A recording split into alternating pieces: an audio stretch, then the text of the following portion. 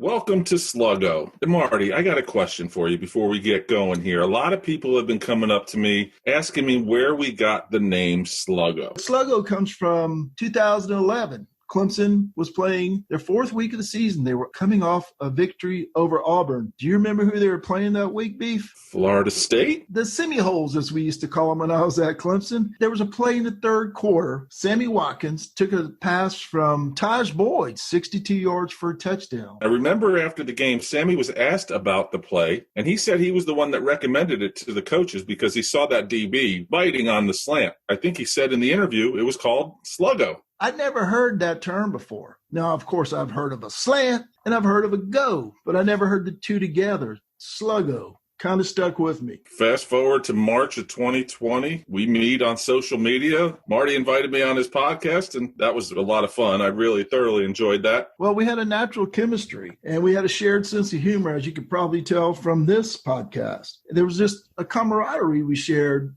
as guys who went to Clemson and took longer than we should have to get out of that place.